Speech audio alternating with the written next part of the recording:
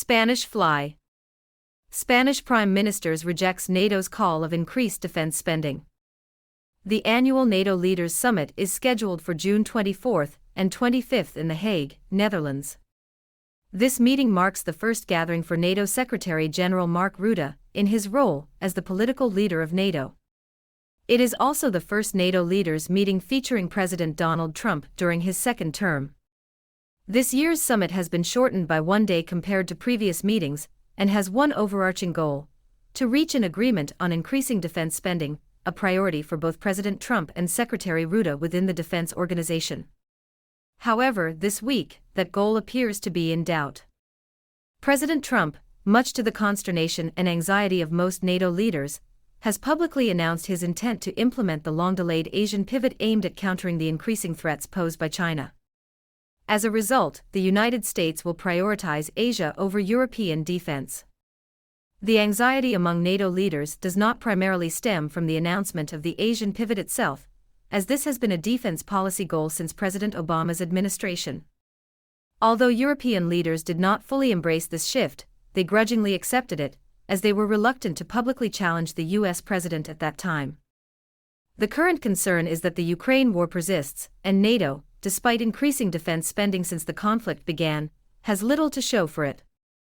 A significant portion of the defense budget increases is allocated to military aid for Ukraine, coupled with inflationary pressures stemming from heightened demand in defense procurement.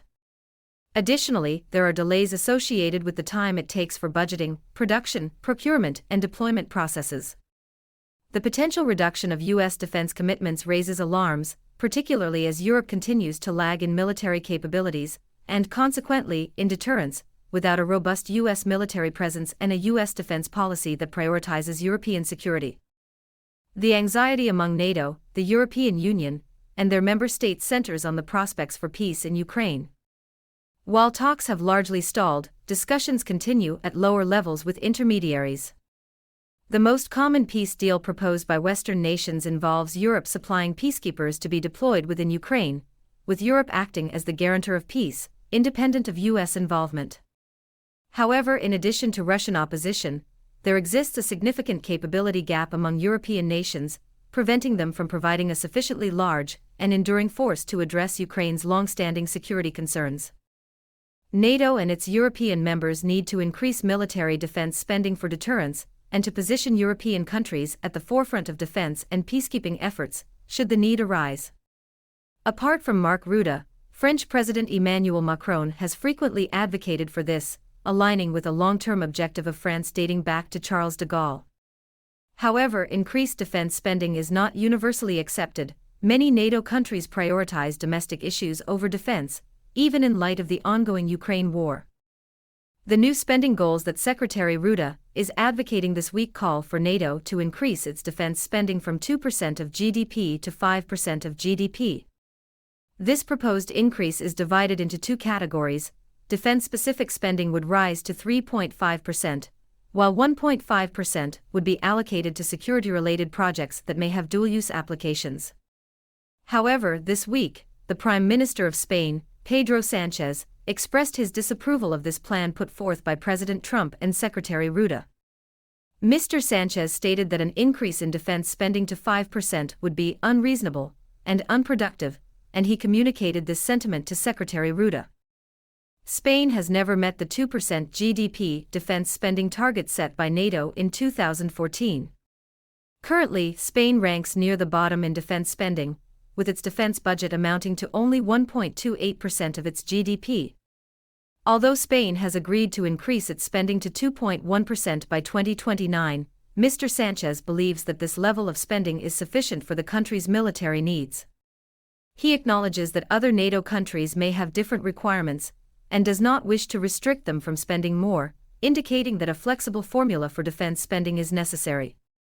The challenge for Secretary Rutte is that NATO rules stipulate that unanimous agreement is required from all member countries on nearly all decisions, including the adoption of new defense spending targets. Spain's refusal to agree to an increase based on the 3.5% per 1.5% formula effectively renders the proposal dead before the NATO meeting begins, which is the main objective of this year's summit for NATO leaders. While negotiations can occur during the summit, the compressed timeline means there is little opportunity for discussions. Usually, we resolve these issues prior to the summit, and the event only serves to confirm the decisions already made. Spain's stance may undermine NATO and create a division within the alliance concerning its commitment. Spain could, of course, concur with the spending targets and then choose to overlook them, much like most NATO members did with the 2% GDP target set in 2014. Since then, only 3 countries, the United States, the United Kingdom, and Greece, have met that target. This situation raises concerns because NATO has already encountered compliance issues with the 2014 policy, and it is trying to address those problems again. Critics of the unsuccessful policy are seeking reassurance that the failures of the 2% GDP target will not happen again. Given that Spain has openly declared it will not endorse the new targets, if it later agrees after Mr. Sanchez's public comments, one can assume that adherence to the new spending targets will follow the same path as the 2% requirement, unanimous approval followed by widespread disregard. Prime Minister Sanchez's statement that 2.1% is sufficient for Spain's military needs, while other NATO countries should determine their own spending, raises significant concerns. This suggestion mirrors NATO's spending levels prior to the Russian annexation of Crimea and the conflict in the Donbas region of Ukraine in 2014, which led to the establishment of the 2% GDP target. If adopted, this stance would imply that NATO has no mandatory spending requirements for its members, and would leave its operational capacity reliant on the national policies of its 32 member states. While this approach may enhance the notion of state sovereignty over a multinational organization like NATO, it risks undermining the alliance's deterrent capabilities. NATO, for most of its existence, relied on the individual defense policies of its member nations, and this approach seemed to work effectively. At the end of the Cold War in 1991, NATO had only 16 members, compared to the 32 it has today. Those 16 nations faced a tangible external threat from the Soviet Union and its Warsaw Pact allies. After the Cold War, however, defense spending declined sharply as the Soviet Union dissolved, eliminating the external threat. NATO found itself as an organization searching for a purpose. It transitioned from a defense organization to one aimed at providing stability, choosing to expand into Eastern Europe, which included former Warsaw Pact countries and former Soviet republics. These nations sought protection from the potential resurgence of Russia in a Soviet-style system, and in this context, NATO discovered a new mission. The issue with NATO expansion is that the Russian threat, particularly before Putin, and during the early years of his over 25-year rule in Russia, was largely non-existent. NATO expanded without a clear external threat, and its primary apparent purpose was to offer stability against potential Russian encroachment. However, once a potential external threat emerged with President Putin's increasing ambitions, NATO had already expanded. Its coalition of 32 nations now reflects a much broader range of perspectives on security matters, especially concerning Russia, compared to the original 16 members. This diversity of views affects how each member determines its defense budgets, even after 2014. Furthermore, all 32 nations, with their different perspectives, operate under unanimous consent rules, making it nearly impossible to agree on and implement any impactful policies. Mr. Sanchez's perspective is accurate. A defense budget of 2.1% of GDP is sufficient for Spain.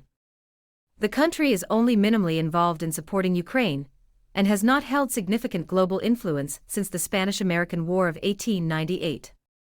Unlike many European NATO partners, Spain does not depend on Russia for energy. Instead, it relies on solar, wind, hydroelectric, nuclear, and natural gas sources primarily from Algeria, and the US-Russia does not pose a security threat to Spain, and the nation has chosen not to engage extensively in global affairs. Spain's position differs significantly from that of other NATO countries, such as the Baltic states that border Russia or Germany, which continues to purchase Russian energy.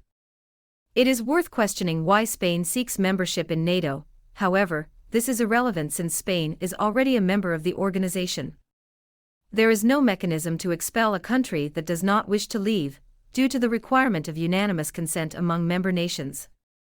Any member could veto a motion to remove it, even if all other nations agreed to take that action. Spain's decision has highlighted the profound division in NATO's post-Cold War expansion. With 32 nations representing diverse viewpoints, NATO risks becoming an organization with substantial military potential yet limited ability to effectively utilize that potential. If this is the case, what is the purpose of NATO? A non-starter solution would be for NATO members to relinquish part of their sovereignty to a multinational organization like NATO, which would then dictate national defense spending and policy. Most NATO countries would likely never agree to this, and that is a sensible stance. Another alternative is for NATO to transition from a model of collective defense to one that promotes interoperability among member states by establishing common standards, planning exercises, and supervising them while still allowing member states to forge their own collective agreements within the organization.